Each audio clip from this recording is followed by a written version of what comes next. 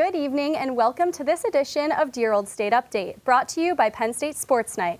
I'm Maya Beeling alongside Sophia Monteforte, here to bring you the latest on the Penn State sports world.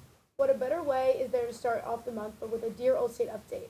Our beat reporters have been working at the rink, on the court, by the field, and the wrestling mat to bring you up to speed. Some sports are ramping up their postseason play while others are still proving themselves in the rankings. Stay tuned tonight to catch up with Penn State sports.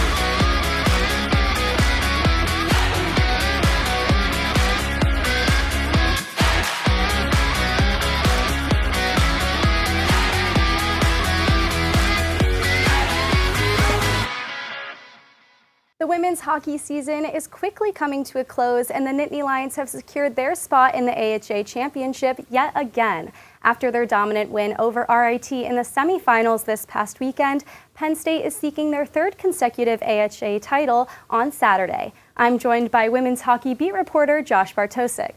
Now, Josh, you've been watching this team all season long.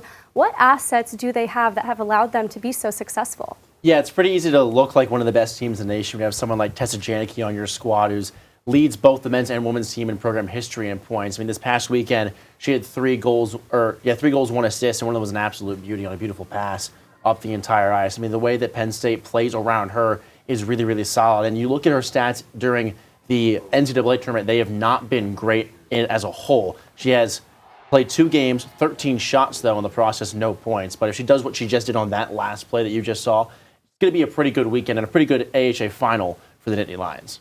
And of course, every team also has their weak spots, and this team seems to struggle with their special teams and specifically the power play. How have you seen that play out this season? It's both too stagnant and they're trying to do too much at the same time. It's the worst of both worlds almost. They need to find a way to get pucks on net and just throw the puck on net. Good things happen. You hear it all the time in every single level of hockey. It's very cliche, but it needs to be something that happens for Penn State because this coming weekend against Mercyhurst, they're going to need to have that power play going. Special teams are going to be big. Luckily, the penalty kill has been good. They've actually scored a pretty nice handful of shorthanded tallies. They had one this past weekend. But when you get the opportunity to score in the power play, you can't miss, especially against Mercyhurst.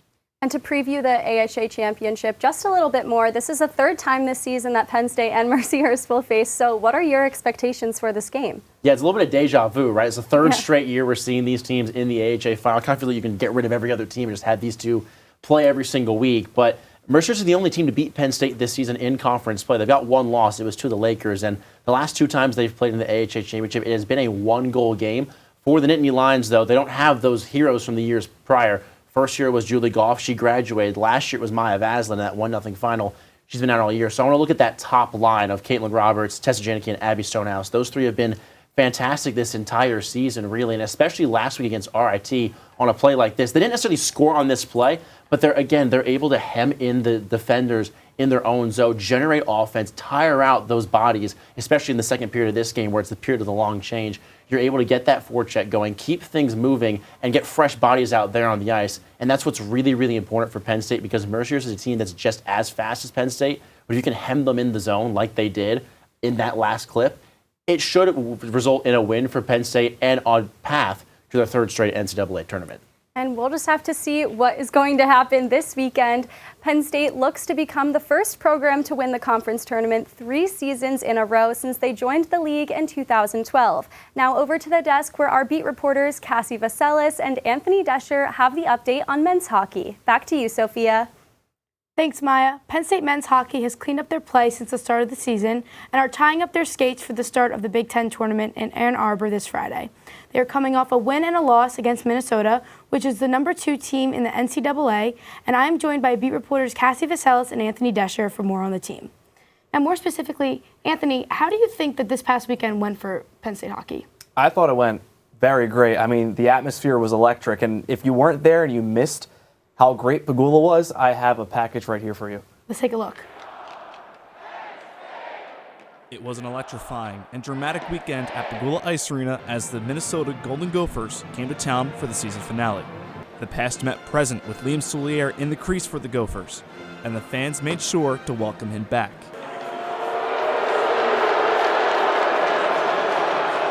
The wear-white game provided deafening roars from the crowd with each goal. Back-and-forth action had the roof ready to come off when the game reached overtime. Simon Mack played the role of Captain Clutch, finishing it and sending the Nittany Lions home with the win. The victory marked number 400 in Guy Godowski's career. I'm just honestly, I feel extremely blessed to be a coach at Penn State. It took Terry Pagula, it took the administration at the time, it took all the alumni there, and then it took a lot of really special guys that took a leap of faith to come here when everybody said we'd get killed. So there is no defining moment yet. I'm just very blessed to be a coach at Penn State. But the Gophers got their revenge in Game 2 in a more defensive game than the first. They had an opportunity with a late power play and did not waste it. Now, the attention shifts to the Big Ten tournament with the Nittany Lions ready to make a run. For Penn State Sports Night, I'm Anthony Deschler. Thanks, Anthony. Now, before we get further into what could be in the stars for this men's hockey team, Cassie, what do you think went well this past weekend? Yeah, I think there was a lot of positives. Obviously, they took an overtime win against number 2, so that's huge. And I think one of the keys to that was because of their freshmen and their sophomores. They've been very, very good this whole season, but especially in this series, we had J.J. Webush. He had a goal in the first game, and then he had 3 assists in the second. You have someone like Charlie Serrato, who had a goal in that second game. He also had 3 points that night. Aiden Fink, he had the assist on that overtime goal. That wouldn't have been a goal without him. You have someone like Cade Christensen, who has a ton of blocks. He's always making himself known in the back. And then Matt DeMarsico, he also had 3 points this series. So I could keep going on, but that's just some of the names that who really stuck out this weekend. And then you have someone like Arseny Sergeyev. He's been so good for this team this whole season. But I think he had almost 60 saves, and that's against a team who has all of these incredible goal scorers and people who could go to the NHL. That's awesome for them. And then the last thing that was really good this series was the power play. Obviously, it wasn't as good as it could be this series, but against a team like Minnesota, scoring 2 power play goals, that's something that really helped them take this win. Yeah, I'm impressed by everything you just said. Now, not to be negative, but I'm also interested to see what didn't go so well. So, Anthony, give us a little bit on that. I mean, there wasn't really a lot to nitpick and say that what stuff really didn't go well, but the main thing that stood out to me was that power play that the Gophers got late in Game 2, a 5-minute manger with about 7 minutes left, and that to me kind of felt like it might have been the backbreaker if something went wrong, and something did go wrong, even though for the first 4 minutes and 30 seconds of that Gophers power play, Penn State looked really good. They were defending well, they were helping Sergeyev out, but in the end, they broke. The Gophers got that goal, got that lead, and by the time they did, it was a little too late for the Nittany Lions to kind of come back once again. I know that 5-3 loss really broke up that sweep that they were trying to get this past weekend, but looking ahead, that's all in the past. What can the team do to be successful against Michigan? Yeah, today in media, we heard 2 key things that they really need to work on or focus on for this series, and it's mental toughness and staying out of the box. When we look at what happened last time they played Michigan at Pagula, Michigan took 5 power play goals in 1 game. So obviously that's not something that they want to have again. Michigan has a really strong power play, so staying out of the box but still being aggressive is going to be key. Mental toughness is something that they've preached the whole season, staying positive on the bench when things aren't going your way. Charlie Serrato today, he said, control the controllables. That's going to be huge for them to take a win or hopefully and move on against Michigan. What about you, Anthony? Yeah, I mean, you said it, Cassie. Mental toughness just seems like the title from today's media availability. And Penn State, they really just have to keep playing like they've been playing because they've been playing probably the best hockey in the entire nation. I mean, I think this team can beat anybody. And you look at what they've done these past couple weeks. They go to East Lansing. They defeat the #1 team in the country in the Michigan State Spartans. They come home. They take care of business in Game 1, and they were so close in Game 2. But now they're going to Yost, and sure, Yost hasn't been too kind for this Nittany Lion program, but it seems over the last couple of years they've played better there. They've gotten 2 wins in 2 years after failing to even pick up one in that few-year span before that. And Aiden Fink, a player to watch here, he seems like he plays his best hockey at Yost. It just seems like as soon as he touches that ice, that atmosphere, he's ready to go. And in a Big Ten tournament, especially how well this team's playing, Fink is going to be even more of a reliability for this Nittany Lion team. And if they can keep playing the way they can, I wouldn't be surprised if they're in a conversation for some hardware by the end of this tournament. You know, I agree, and I think this is a team that deserves it too. They have talent, they have depth, and this could be the year, if any year. But we'll see just what the men's hockey team can do on the road this weekend in Ann Arbor. Let's move across campus to Rec Hall, where Penn State wrestling went undefeated in the regular season. Our beat reporter Adriana Gallucci is now with Maya to give us the latest on the wrestling team. Undefeated for 5 years and counting, Penn State wrestling has completed another successful regular season. I'm joined by Adriana Gallucci, who has the inside scoop. Now, Adriana, it was another record-setting season for this team, and you were there, Matt side, to see it all. So why do you think this team has been able to perform as well as they have? Yeah, well, who loves a winner, Maya? Everybody loves a winner. Take a look at these guys here. Big Ten dual meet champs, 71 consecutive duels won by Penn State. Bench boss Cale Sanderson, who's actually not in this picture, he's been spearheading these Nittany Lions day in and day out. These guys come into the weight room, they put their absolute best into the weight room, into practice, and then you see that translated onto the mat. These guys will not lose anytime soon. That's just their mentality. And when you are part of a dynasty like Penn State wrestling, it's very, very easy to just go and win and keep that competitive edge. They've done it all season long, whether they're facing conference opponents or non-conference opponents. And they're going to have a pretty tall task in the Big Ten tournament and upcoming NCAA tournaments to just keep that energy, keep that winning momentum, and go in and grab some hardware. Yeah, and this team obviously has national champion Carter Starachi on their side, and he has proven himself time and time again to be an invaluable member of this team. So what specifically has impressed you with his performance this season? Well, the thing that's different about Starachi this season is that he stepped up from the 174 weight class to the 184. There was an opportunity in 184, and he took the challenge, bulked up, rose to the challenge, and he's carried that dominance he had in the lower weight class to the higher weight class. He's 18-0, undefeated. He has 95 career wins as a Nittany Lion. He's going to search for those other 5 in the postseason. But when you think about Penn State wrestling, you think about a guy like Carter Starachi. He's just become one of the landmarks for this program. You see it with his social media presence, when he's talking to the media, and then obviously the performance that he puts out on the mat. He's one of those guys who seeks out his other teammates in the weight room. There's really great stories of when Josh Barr came in as a true freshman. Barr and Starachi used to go and they used to face off on the mat and just practice for hours. But Starachi is a guy that tries to make himself better. He really follows that Penn State grittiness and that Penn State toughness. And you've seen it in his performance for the past 5 years, and you're going to see it continuing on these next couple of weeks.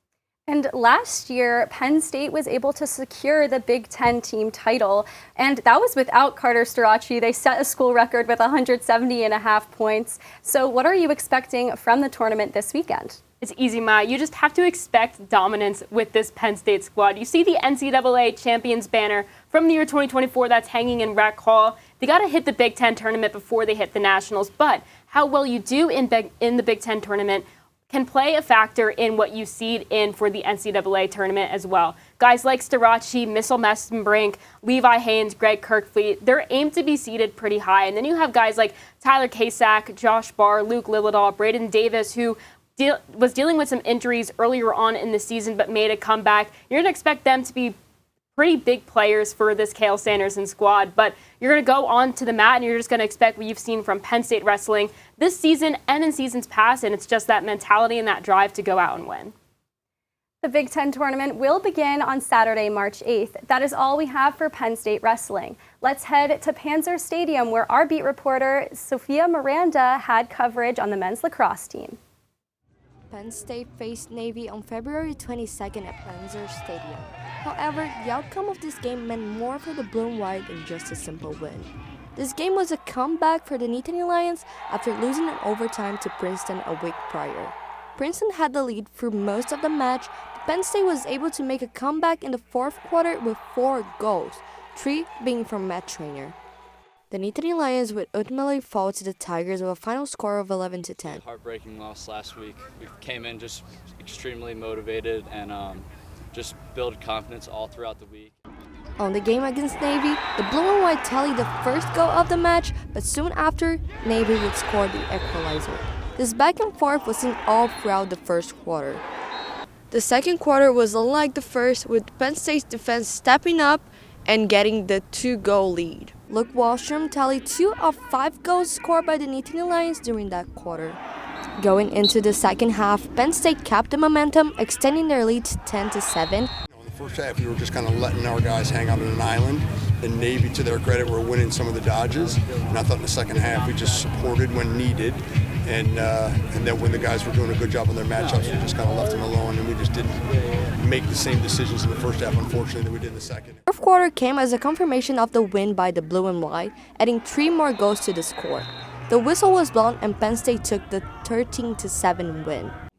Just sticking to our game plan, winning our matchups, and obviously our defense stepped up huge, letting up maybe 1 or 2 goals in the second half, so shout out to them. The Nittany Lions now hold a 4-1 overall record this season, enjoying a nominate win against EAO on Saturday.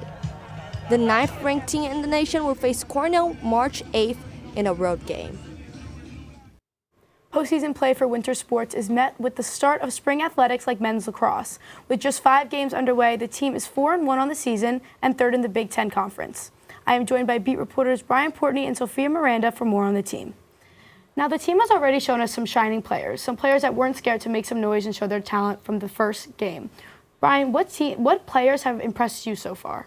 I mean, so far, the 2 players who have made the most impact has to be Matt Trainer and Kyle Lehman. I'll start off with Matt Trainer. His 23 points not only leads the team, but also the Big Ten overall. And then also going over to Kyle Lehman, he had 5 goals against Yale in that big win, coming off of, well, they just beat Navy and then Yale, coming off of that overtime heartbreak loss to Princeton. Now they're trying to keep moving further against Cornell, and if they want to beat this undefeated Cornell team, they're going to have to stay strong with their front 2 guys, Matt Trainer and Kyle Lehman. Yeah, and Sophia, for the spectators, for the fans, people showing up, what should they expect from this team this season? Yeah, obviously they started the season great. Right now they are 4-1, as you said. They obviously dropped the loss against Princeton. It was an overtime loss, however, and I was talking to Luke Wallstrom and just how that loss actually gave the team a lot, just like building confidence and actually trusting each other. And we could definitely see that against Navy and Yale. So I just feel it's a great season. If they keep that momentum going on, we might see them obviously in the Big Ten tourney, but also in the NCAA. Yeah, Brian, what do you think? Yeah, I mean, I have to just agree with what you said. I mean, like what they've been doing ever since the Princeton loss and where they're going for the rest of the season, I mean, it looks favorable. They have, out of their 5 conference games, they have 3 home games. But they go 2 on the road, Michigan and Maryland, and like both of those are going to be tough tests. Like they're not going to just slide right past like they did, perhaps with Navy. Yeah, so you just mentioned Michigan and Maryland. What are the opponents now looking forward? Because we've only seen 5 games so far. They have a lot of teams to beat. Who are going to be their toughest opponents now this season? Yeah, I'd have to say circle your calendar for March 29th, 12 p.m. in College Park, Maryland. Penn State takes on the Maryland Terrapins, where they are 2-42 against the Terps overall, like in the all-time series. However, I mean, the Nittany Lions just beat them last year in their most recent head-to-head, and that was 19-9, I believe, in Columbus. Mm-hmm. So, like, not only that, but the last time they won in College Park was 2019, and I feel like if there's any Penn State team to do it, it's with Jeff Tambroni, and this squad would be the one to win in College Park. Yeah, Sophia, what do you think? Yeah, I definitely agree. Maryland is definitely going to be a rough game. Maryland is always up for lacrosse. But definitely, I would also add Michigan into that row just because they lost the Big Ten tournament to them last year. And it was just like, it's another team that obviously they're 3-2 right now, not so great of a season, but we still at the start, as we said, 5 games. But I definitely would look, especially to Maryland, of course, but Michigan as well. Yeah, I know Penn State lacrosse for men's is usually a little finicky every year, but I know this year I'm looking at this squad, I'm seeing what you guys are saying, and I really hope it's the year. But time will tell if the team can keep their win streak alive this Saturday when they travel to Ithaca to face an undefeated Cornell team. Now we have beat reporters Amanda Vogt and Bronwyn Liebert to wrap up men's and women's basketball season. Thanks, Sophia. Well, basketball at Penn State has come to a screeching halt. The Lady Lions finished their regular season yesterday with a loss at Rutgers, and the men's team has one contest left next weekend, but they celebrated their seniors a couple days ago. I was at the Bryce Jordan Center for the Nittany Lions' battle against Maryland. Let's take a look. 5 Nittany Lions played their second to last collegiate basketball game and their last in the Bryce Jordan Center. Ace Baldwin Jr., DeMarco Dunn, Zach Hicks, Nick Kern Jr., and Puff Johnson were all honored in a pregame ceremony before their matchup against number 16 Maryland. It's been a tough year, been ups and downs, but it's really bigger than basketball. I created a great bond with my teammates. I've been with coach for all the coaches for like 5 years, so I think it's just bigger than basketball. It's like more of a family. With the expansion of the Big Ten, only 15 teams make the conference tournament now. Penn State is one of the 3 teams out without a chance of experiencing the madness. It's disappointing. I'm disappointed. Our guys are, without a doubt. But this you got to go through it. Saturday's battle was back and forth with no team leading by more than 8 points the entire way. Penn State lost 68-64 after failing to convert on its last couple of possessions. The Terrapins forced 21 turnovers, and the Nittany Lions struggled to maintain momentum, even with a packed BJC crowd urging them on. I thought we had a couple of good enough stops on defense late to give ourselves a chance, but can't turn it over against a good team. The only other game Penn State plays in March is its regular season finale on Saturday the 8th against Wisconsin. Do it right for the name on the front, do it right for the name on the back. This is the last week that we'll be together. This team here with these seniors, do it right. For Penn State Sports Night, I'm Amanda Vogt. With no chance at the conference tournament, these seasons are over. Bronwyn, I know you spent the entire season covering the Lady Lions. Was there any particular moment that kind of started this downward spiral of the season? Yeah, so the team started off 8-0, as we've talked about a couple times, which obviously is a phenomenal start, pure perfection. Had to be quite excited with that. And then from there, it just kind of all started to fall apart. You saw it. It was more so that the fact that the Lady Lions just couldn't finish the game. They couldn't play all 4 quarters. And that was kind of expected, what was originally projected coming into the season, because of the amount of turnover that took place on this roster. I mean, you look at the roster from last year, and you only had 5 returning girls, and most of them were not players that typically saw action time on the court, got a lot of touches on the ball. So it was a whole new level of chemistry and a whole new layer of like working with different players, different backgrounds, different coachability. So that kind of started to show off throughout the season, throughout the games, and then obviously we'll get to it later. Totally new opponents this season, lots of different strength of schedules, conferences getting harder and harder.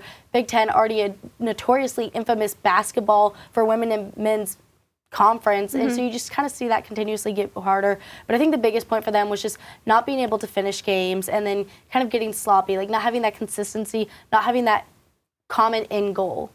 Yeah, and with the men's team, you saw a similar trend where they started off really well. When conference play started, they upset Purdue. There was a court storm. So it's hard to believe that they struggled as much as they did, and they're one of the 3 teams missing the Big Ten tournament. But they struggled on the road, only won 1 Big Ten conference road game, which is not something you can do. Mike Rhodes came to Penn State, and he won the most conference games as a first-time head coach, and the team completely regressed here. The 4 new teams that entered are strong. The Big Ten Conference, every coach said it, even the winning coaches who would talk during media said it's not an easy conference to battle through. And Penn State's known for their high-pressure, high-press defense, but these teams were able to figure it out. Their most recent win against Nebraska, their most recent home win against Nebraska, they were able to press, and Nebraska couldn't combat it.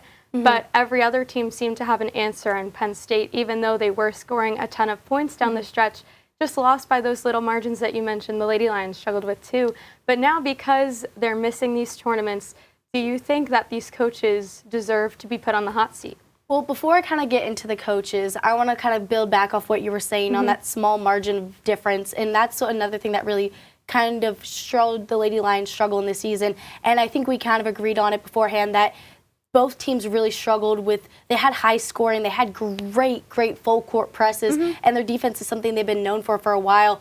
But the turnovers is what really ended up hurting them long term. I mean, if you look at the Lady Lions statistically, and this is something Coach Caroline Keeger really talked on in media a lot, is the fact that while their defense was great, their offense, that chemistry was not clicking. The Lady Lions averaged 20.3 turnovers a game. Meanwhile, their opponents only held 16.8, and that ended the Lady Lions having over 100 more turnovers on the season than their opponents. And obviously, you can't win the game if you don't have the ball in your own hands. But focusing more on the coaches in particular, and I'll let you obviously get to Coach Mike Rhodes, as you've been giving great coverage on him all season. But Caroline Keeger, I think she's okay for now. I mean, if you look back historically, she has done a phenomenal job every year, having basically a higher percentage winning season than the year previous, doing a great job just getting players recruited, getting them to build and finding like their niche secret and really allowing them to grow as players.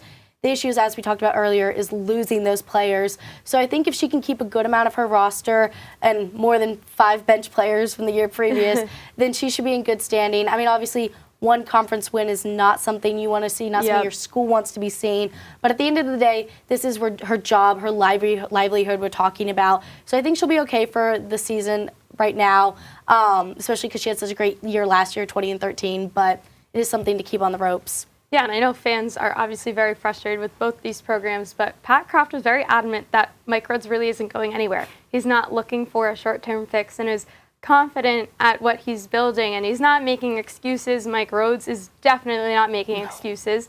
There were a ton of injuries this season that kind of prevented that growth from sustaining as conference play went on, and I think that kind of hurt them a little bit.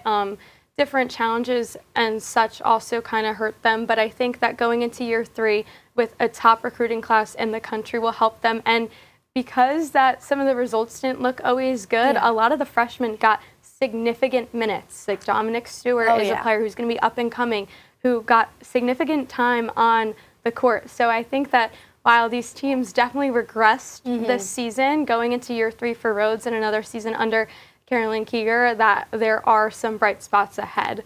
Penn State basketball might be over, but the dear old state update isn't. Now back to Maya and Sophia.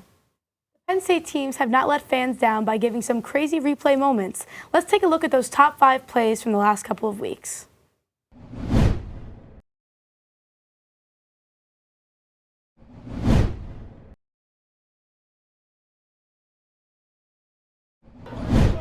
Penn State men's basketball against number 16 Maryland. Ace Baldwin Jr. comes around the side, passes it back to Zach Hicks, who puts up a clean 3-pointer.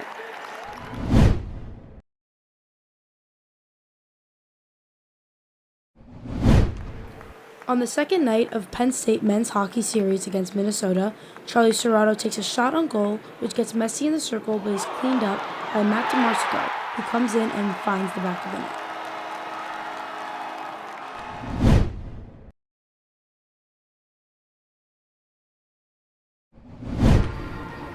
Penn State women's hockey against RIT in the semifinals of the AHA tournament. Taya McDonald slaps it over to McKenna Walsh, then to Tessa Janicki. Janicki works her way down the ice and puts the puck in the net.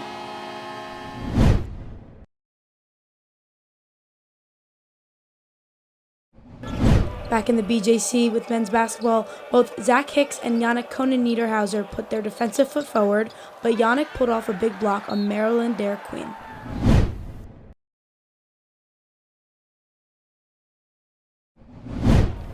Back on the ice, Simon Mack scores a game-winning goal in overtime against former Nittany Lion Liam Soulier.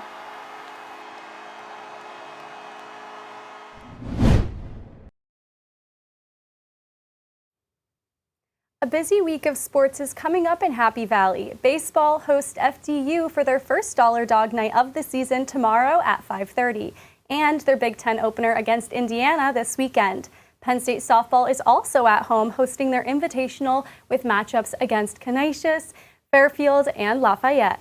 And women's hockey is not done just yet. To close out the AHA tournament, the Lady Lions will face Mercyhurst for the championship this Saturday. Following this, they will begin their run in the NCAA tournament. For more content, be sure to follow us on Instagram and X. Plus, be on the lookout for weekly sports updates and game day packages right here on YouTube. For Maya Beeling, I'm Sophia Monteforte, and we thank you for joining us for the Dear Old State update. Have a great rest of your Monday night.